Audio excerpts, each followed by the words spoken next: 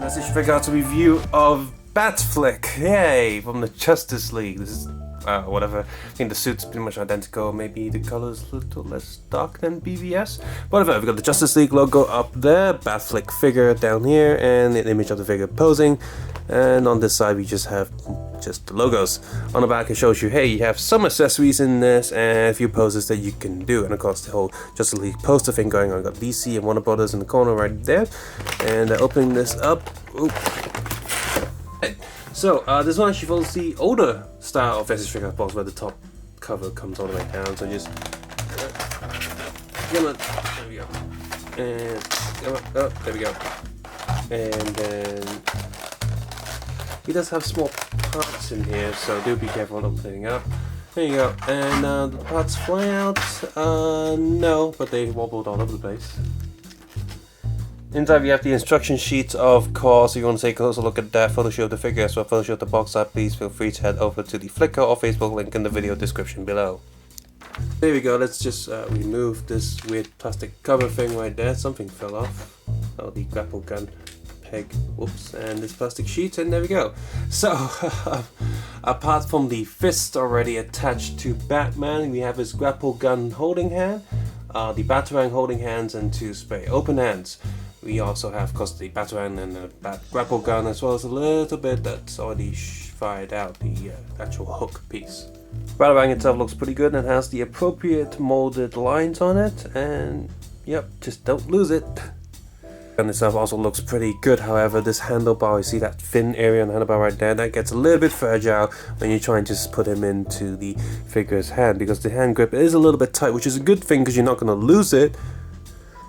But it does mean that that bit might be prone to snapping, so definitely don't try to slide this into the hand. You have to open up the fingers a little bit and just plug him in there, or else you'll be risking snapping it. This piece right here, I can't remember what the relevance is, but you can unplug this piece, this tiny piece, and then you can plug on this silver piece right there, which does make the thing look a lot better due to the extra color and contrast.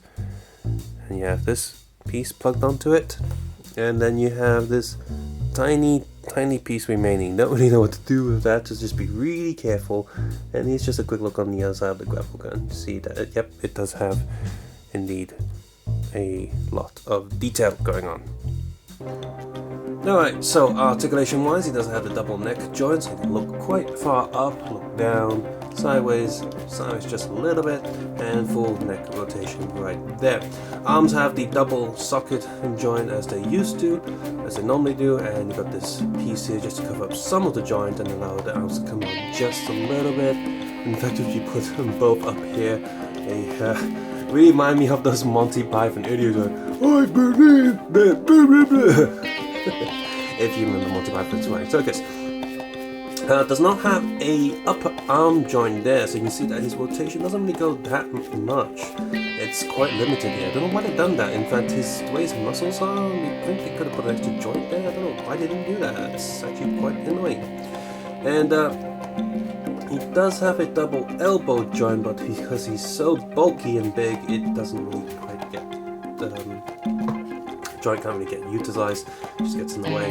Forward rotation, of course. And there's a surprising amount of articulation in the shoulders. Just yeah, that lack of rotating joint there is really annoying. Hand joint is on a peg and swivel, just like they normally are. It also goes up and down, sideways. Some people have found problem with this tummy joint, and I don't know what they've done, but they've extended the upper stomach joint a little bit so that all the muscle pack shows up, because regularly it's slightly hidden, and but they've extended the body somehow. I don't know what for, but they've done that. The belt buckle is unfortunately molded with the hip. I don't know, why did they do that? I mean, they've got all the camera as if Figuarts and they don't do that. That's annoying.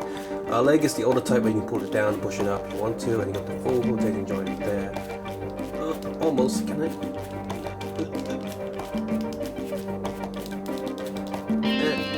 There we go, let's rotate it up. Rotate that back. There we go. Whoops.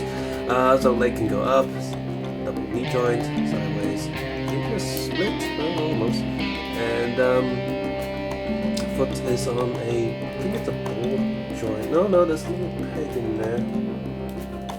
But yeah, not too much articulation because the boots get in the way. And the toe joint goes almost 45 degrees. No, 90, actually 90 degrees for the toe. Yeah, movement's okay, but not the best. And the whole cape is the wire stuff. No wires in the middle, just one on each side, which is kind of bad. Wise, the entire suit does look good and feel good to handle. I got all the little textures on the suit, so that's pretty nice. The overall shape of the body is okay, but what I don't like is because of the lack of arm joints, and of course there's something weird about the collar where the cape is. The cape is, made out of fabric, but where it goes into the neck area, they've got a plastic piece there. And that plastic piece doesn't sit snugly on his shoulders. In fact, if you look closely, there's a little gap between the shoulder and the plastic cape. That's weird. It looks weird from the side, looks weird from the front, and I kind of get what they're going for. It's the start of the cape is meant to be, it's going to be blowing in the air, so it's going to lift up away from the torso just a little bit, but when you just want him to stand in a regular pose, that looks off. Why does the cape have to look like that? I don't like that at all. But the face sculpt looks pretty good. Wish he came with a second head, with a different expression, but he doesn't, so oh well. The paint job wise, he looks pretty good as well. The grey and the gradients on the suit are pretty nice, and even though the entire suit is very bland in terms of color, which is, yeah, it's supposed to be, it's Batman's suit, it's not going to be like super colorful and all that.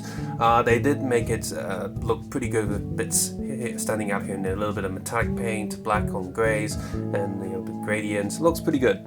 The face also looks okay as well. I did pick through 3 different figures in the shop to make sure I got one where the eyes are printed exactly in the right position, because sometimes when you get figures like this, if the eyes are printed slightly off, it looks really, really goofy. This one doesn't, and the other 2 I saw, they were a little bit off, but they weren't too bad.